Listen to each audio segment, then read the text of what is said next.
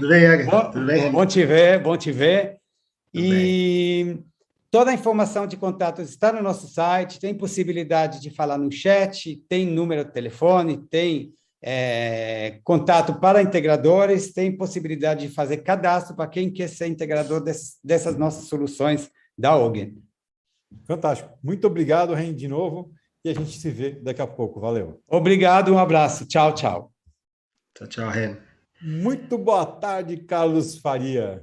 Boa tarde, Silvano. Tudo bem contigo? Melhor agora com o nosso amigo filósofo do segmento. Você tá fazendo isso, esse negócio tá pegando, as pessoas estão acreditando, hein?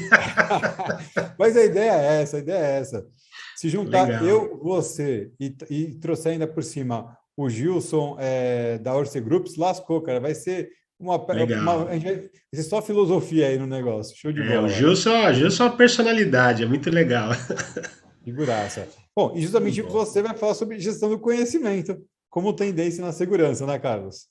Isso, é um assunto que eu acho bastante interessante, né? Incipiente, mas interessante aí para nossa audiência, para o nosso público, né? Fantástico. Bom, você tem até as 12h30. Quando estiver chegando no momento lá, eu retorno aqui com você. Se precisar de alguma coisa, eu estou aqui no back-office, tá ok? Tá ótimo, então, Silvano. Obrigado, meu amigo. Eu que agradeço. Manda bala. Show é seu. Legal. Bom, a ideia, né, o nosso tema de hoje é falar a respeito de gestão do conhecimento, né? Obviamente voltado ou como tendência para a nossa área de segurança. É um processo, é uma disciplina, né, bastante nova, é algo bastante recente para todo o segmento empresarial, quando a gente analisa isso na linha do tempo, né?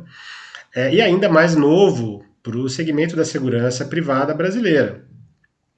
E eu acho que vale a pena trazer isso, né, num fórum como esse. Eu acho que é importante a gente ter essas oportunidades de começar a falar sobre essas inovações. Isso não deixa de ser uma inovação, né? Tem alguma literatura a respeito disso, alguma coisa fora do Brasil. No Brasil também já tem literatura a respeito de gestão do conhecimento. E tudo isso nasce de uma premissa, né, de uma crença, podemos dizer assim, de que nós vivemos na era do conhecimento, né? Então, houve, naturalmente, por volta ali do ano de 1700, né, o início da indústria, aquilo que se convencionou chamar de indústria 1.0, a partir da mecanização, né, da produção, o uso do vapor para movimentar maquinário. Isso já era conhecimento, quer dizer, havia um saber ali envolvido que permitiu, então, sairmos da era da agricultura e entrar na era industrial, né?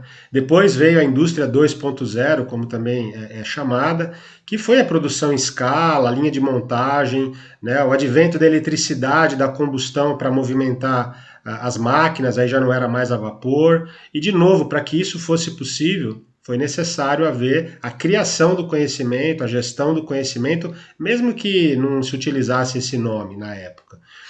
Já aí no comecinho dos anos 70 vem a indústria 3.0, a automação, a robótica, né? Surgem os primeiros computadores, a internet, né? E é chamado então tudo isso de indústria 3.0 e hoje vivemos a indústria 4.0, que é marcada por sistemas cibernéticos, internet das coisas, as redes sociais, a inteligência artificial e uma série de tecnologias bacanas, né? Que tem procurado melhorar a nossa vida. Então, se a gente admite, né, que essa evolução, né, baseado nesse conceito das indústrias, ou da indústria, ele é fundamentado sobre o conhecimento, né, sobre a produção e a gestão do conhecimento, quando a gente admite isso, fica mais fácil compreender que ele faz todo sentido para a nossa área de segurança privada. Né? E é nesse contexto, né, fazendo aqui uma breve contextualização, o nosso tempo aqui ele é determinado, então, partindo dessa premissa, a gente começa então a falar objetivamente do nosso tema. Né? Existe um pouco de confusão a respeito de conhecimento, os conceitos, né, de conhecimento, informação, dados, inteligência, sabedoria, né? Então há um pouquinho de confusão conceitual em relação a esses termos e, para ser bem objetivo, né, nós na segurança produzimos diariamente milhões de dados. Né? Se você imaginar todos os sistemas aí de controle de acesso, CFTV, alarmes, né? Toda a tecnologia funcionando, ela está produzindo milhões de dados, não vou nem dizer por dia, né? Por minuto, imaginando aqui o Brasil, né, como nosso cenário.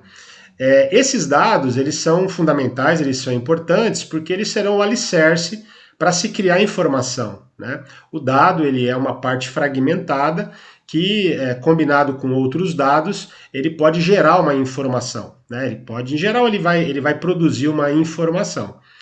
Ótimo, mas isso aqui ainda não é conhecimento. Eu tenho dados, eu tenho informação, mas ainda não é conhecimento. Né?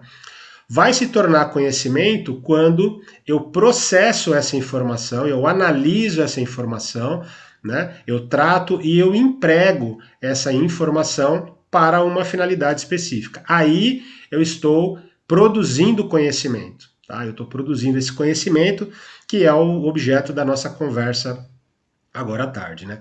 Bom, e como é que é esse conhecimento, né? Esse conhecimento, ele vem de onde? Onde está esse conhecimento? Ele está em ambientes óbvios, como eu já citei, nos sistemas, né, que estão produzindo, nos registros manuscritos também, nas comunicações, né, verbais, enfim, tudo isso está produzindo um volume de dados e de informação. Mas do ponto de vista estrutural, né, o conhecimento ele tem duas dimensões. Tá? O que é aceito, né, pelos especialistas, a literatura, ela admite que existem duas dimensões do conhecimento. Isso é muito importante aqui, eu diria que isso aqui é o ponto central do que eu vim falar. O conhecimento tácito, né, ele é aquele tipo de conhecimento interior, né, é o conhecimento das pessoas, aquilo que a pessoa desenvolveu, seja assim, numa sala de aula, né, mas principalmente nas suas relações sociais, quer dizer, a sala de aula é um ambiente de relação social, mas todo o conhecimento que nós desenvolvemos através das nossas relações sociais, né, sejam elas formais ou informais, tudo aquilo que a gente aprende no seio da família, né, no âmbito dos amigos, do trabalho, né, então esse conjunto de conhecimento que nós vamos desenvolvendo através das nossas experiências, a nossa visão de mundo, as práticas, esse conhecimento é conhecido, né? Esse conhecimento é chamado de conhecimento tácito, ok? Lembrando nosso amigo Tácito aqui da área de segurança, né? Então, conhecimento tácito. Nas empresas, no âmbito do trabalho, no âmbito profissional, se refere, por exemplo, ao know-how de um profissional. Então, o que é o conhecimento tácito? É o know-how, né, daquele profissional, que é uma tradução literal, know-how é conhecimento mesmo. A outra dimensão do conhecimento é o conhecimento explícito. Né? Esse conhecimento é aquele que pode ser facilmente formalizado. Né? Então ele tá nos manuais de normas e procedimentos, nos manuais técnicos, e portanto ele pode ser compartilhado, ele está em textos, imagens, enfim, toda a forma gráfica, visual, né, auditiva, onde o conhecimento ele está registrado, ele está guardado, denominado como um conhecimento explícito. Né? E por que é importante essa conceituação aqui, né, para não ficar chato? Por um detalhe. A grande sacada é que as organizações, e nós falamos aqui no caso das empresas de segurança, ou mesmo das empresas que não são de segurança, mas têm a segurança nas suas estruturas, considerar a importância de transformar o conhecimento tácito, como eu disse, o conhecimento que está literalmente na cabeça dos seus colaboradores, em conhecimento explícito, ou seja, em conhecimento da empresa, né, da organização. Para que isso seja possível, né, é necessário, obviamente, métodos e técnicas, e falando de uma maneira mais objetiva, né, houve dois autores, Nonaka e Takeuchi, já em 2008, né, eles escreveram um livro onde eles estruturam, né, essa gestão do conhecimento. E eles, é muito interessante, né, eles são japoneses, né, pelo sobrenome é fácil compreender, e a indústria japonesa, ela já havia anteriormente citado que as empresas necessitam produzir conhecimento. Não basta produzir produtos, serviços, comercializá-los, né, rentabilizar o negócio, pagar dividendos para os sócios, para os investidores. Não. As organizações têm a necessidade de produzir conhecimento. Anos depois, né, Nonaka e Takeuchi, então, estruturam uma forma de gerenciar esse conhecimento produzido. Veja que eles já avançam e já consideram, sim, que é uma verdade, todas as empresas devem produzir conhecimento, e agora vamos falar de como gerir esse conhecimento. E aí, então, eles entendem, né, essas duas dimensões do conhecimento, conhecimento tácito, conhecimento explícito. E eles desenvolvem um sistema, né, uma espécie de um framework, da forma como as organizações podem transformar esse conhecimento que está na cabeça dos seus colaboradores em conhecimento da organização, da companhia, em conhecimento explícito, né?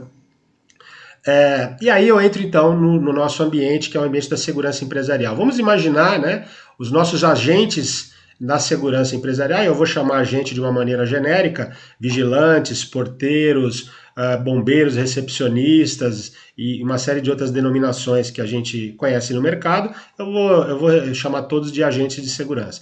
Então esses funcionários, esses agentes de segurança, eles estão lá atuando diariamente na ponta. Eles estão atendendo, eles estão fazendo intervenções, eles estão fazendo manutenções, vamos lembrar aí dos nossos profissionais da área técnica. Então eles estão diariamente envolvidos e trabalhando e atendendo e produzindo, né, nas empresas de segurança, nas organizações. Pois bem, e ao fazer isso, eles estão naturalmente, isso é um processo natural, é um processo biológico, né? Eles estão naturalmente produzindo conhecimento tácito, né, dentro da sua cabeça.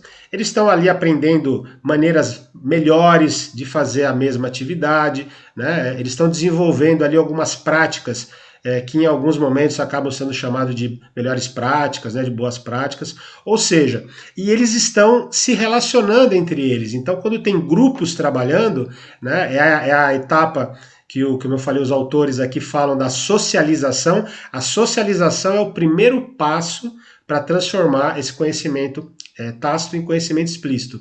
Então tá ali, né, as equipes trabalhando junto, em revezamento, né, a alternância dos turnos, o revezamento dos postos, e eles estão então conversando, trocando dados e informações e produzindo conhecimento. Ok? Seja as equipes técnicas, sejam as equipes operacionais. Muito bem. Em muitos casos, né, ou na maioria dos casos, ocorrem os registros das manutenções preventivas, corretivas, né, das instalações, ocorre o registro dos plantões. Então, de certo modo, os dados e as informações estão sendo registrados, assim como são registrados nos sistemas de controle de acesso, né, os sistemas normalmente informatizados também estão produzindo sistemas digitais de CFTV, os alarmes, tudo isso gera relatórios, sistemas de registro e controle de rondas, enfim, toda a infinidade de sistemas está ali produzindo e registrando dados e informações. Então não me parece que haja grande problema em relação a esse momento, né, da estruturação da gestão do conhecimento. O problema ocorre quando nós temos aí então toda essa formalização, mas ainda assim o conhecimento, veja que eu estou dizendo o conhecimento e não dados e informações, aquele conhecimento que foi criado a partir das experiências, da vivência e da utilização prática de dados e informações, esse fica retido na cabeça do colaborador, na cabeça do funcionário, né? E aí então temos a importância de um processo para obter, né, para que ele possa passar essa informação para a organização. E por que isso é tão importante, né? Por que eu trouxe esse assunto? Por que pegar esse conhecimento que está na cabeça do meu colaborador é importante para a organização? Eu vou falar um caso aqui muito rapidamente. Uma organização onde eu trabalhava, eu era o gerente de riscos, né? E havia uma colaboradora muito importante no processo e ela ia fazer uma intervenção cirúrgica de grande porte e de alto risco. E ocorre que essa organização ela não teve, naquele momento, o cuidado, né, de obter essas informações, obter esse conhecimento dessa colaboradora, e era um conhecimento que apenas ela detinha. E havia, sim, um risco dela não ter sucesso nessa cirurgia. E além, obviamente, da maior perda, que seria a perda da vida dessa pessoa, haveria também todo esse conhecimento que iria embora com ela. Tá?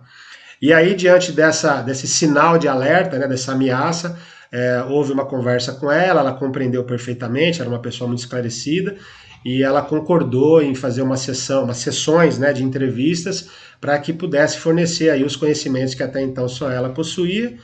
E depois deu tudo certo, a cirurgia foi um sucesso, ela ficou recuperada plenamente, trabalhou mais ainda algum tempo nessa organização e depois se aposentou e foi curtir a sua aposentadoria. Mas é um exemplo que eu estou dando que se aplica para as empresas de segurança também. A gente sabe muito bem que a rotatividade, né, nos postos, nos clientes, enfim, nas empresas de prestação de serviço de um modo geral, é uma rotatividade bastante elevada. E cada vez que há a substituição de um colaborador, a transferência dele, ou mesmo uma demissão, está se deixando ir embora bastante conhecimento. Tá? Eu posso afirmar isso de maneira muito prática. Basta a gente lembrar que toda vez que há uma mudança de um colaborador, de um funcionário, o novato, quando chega, ele tem que passar por todo um período de treinamento, de adaptação, né, de adequação ao posto. Em alguns casos, ele não se adequa, não se adapta, e aí tem que começar tudo de novo com mais um novato, mais um candidato, e ele vai levar um bom tempo para atingir o mesmo nível de conhecimento do seu antecessor, né, ou da sua antecessora. Isso é bastante natural, é visto, né? Eu trabalho com consultoria, a gente vê isso diariamente nos clientes. Então, esse é só um exemplo que eu estou dando para evidenciar a importância, né, de se obter esse conhecimento do colaborador, esse conhecimento tácito, né, e transformá-lo no conhecimento da organização. Esse é apenas um dos motivos, né? Mas o principal motivo, né, que me leva a escolher esse tema e trazer para vocês é a questão de que a organização que tomar consciência dessa necessidade e implementar um processo estruturado de gestão desse conhecimento, ela terá um diferencial competitivo bastante considerável, principalmente num mercado onde bem poucas pessoas estão pensando nisso. Tá? Veja que eu não vou insistir, fazendo a crítica à questão do registro dos dados e das informações. Isso as empresas têm aos milhares, né? Mas transformar essas informações, esses dados e informações em conhecimento, já é um processo onde poucos, né, têm trabalhado. Veja que a ideia também de processar essas informações, transformando ela em conhecimento, ela precisa ter um propósito, ela precisa ter um objetivo muito claro, e não é somente porque é mais uma moda, né, que vai aparecer no setor da administração. Não. Isso deve ter uma finalidade, né, e que possa trazer um diferencial competitivo para a organização. Vou dar um outro exemplo aqui. Há algumas empresas que optam em fazer, ou então é um acaso mesmo, as leva a atuar de maneira mais intensa em alguns segmentos específicos, como por exemplo condomínio, que é onde eu atuo bastante também. Então há algumas empresas que atuam bastante na prestação de serviços, no fornecimento para condomínios. Outras já buscam trabalhar mais para a indústria, outras para a área hoteleira, área de hospitalidade, área hospitalar também. Bom, seja lá qual for a escolha, né, é importante que essa empresa, para poder não só atender bem, não só ter excelência, mas principalmente ter um diferencial, né, para competir no seu mercado, ela desenvolva um amplo conhecimento acerca desse segmento que ela escolheu atuar. Né? Então, porque o cliente ele vai fazer esse raciocínio, ele vai falar, bom, eu gostaria muito de chamar aqui para uma concorrência empresas que tenham experiência no meu segmento, né? Que tenham experiências aqui em condomínios residenciais, condomínios comerciais, que tenha experiência em hospitais, em indústria alimentícia. A especificidade pode ser cada vez mais aprofundada. E não basta que ele tenha contratos, né, com experiência contratual em empresas do mesmo segmento. É importante que ele detenha o conhecimento. Né? Esse é um ponto fundamental e que eu tenho certeza que vai fazer muita diferença nessa competição, nessa concorrência que ele vai participar. Porque além sim de ele ter contratos naquele segmento, ele tem mais que isso. Né? Ele tem um conhecimento explícito, ou seja, ele conseguiu, né, extrair o conhecimento tácito da sua equipe, transformar isso em conhecimento explícito e empregar isso de maneira objetiva para alcançar objetivos para ele, naturalmente, para a empresa dele e também para o seu cliente.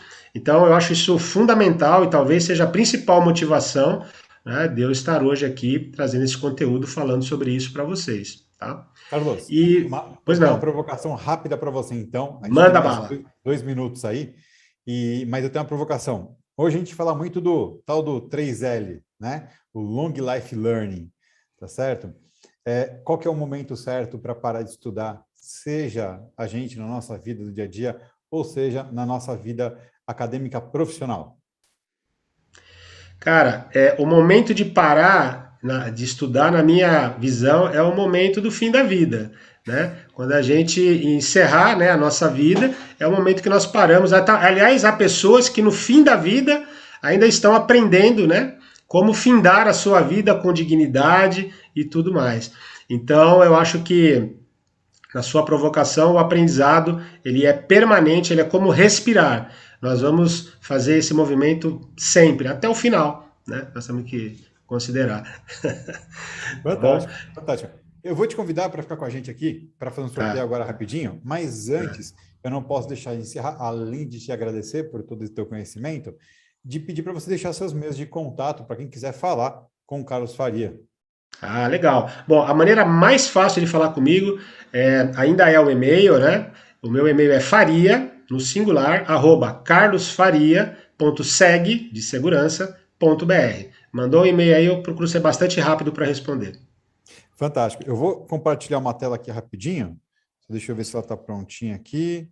Que a gente vai fazer mais... Isso aqui, ó. A gente vai fazer mais uma premiação aqui nesse momento. Espera aí. Opa, coisa boa. Pô, tem que aproveitar, né? Ganhar prêmio é coisa boa. Eita, ver que ela sumiu aqui na minha tela. Aqui. As telas somem, cara. É incrível. Aqui, ó. Cheguei. Pronto. Show de bola. Carlos, agora quem for premiado vai levar um Kindle para poder estudar bastante, cara. Então Uau, show de bola, hein? Vamos ver quem vai ser vai levar o Kindle nesse momento. Rufem os tambores. Tcharam. Diego Giuseppe Holmes Padilha, hein? Olha só aí, brinca que nome, hein? Parabéns, Diego. Que legal, cara. O Diego ele foi do italiano Giuseppe para o Sherlock Holmes, depois para o Padilha português aqui. Tá fácil. Show de bola. Legal, eu vou convidando o Teco muito... para entrar aqui com a gente enquanto eu me despeço de você. Carlão, de novo, muito obrigado. A gente vai agora chamar o nosso próximo patrocinador e na sequência a gente volta. Você fica ligado aí que o Teco vai falar com a gente agora. Carlos, obrigado. Até daqui a pouco. Valeu, gente.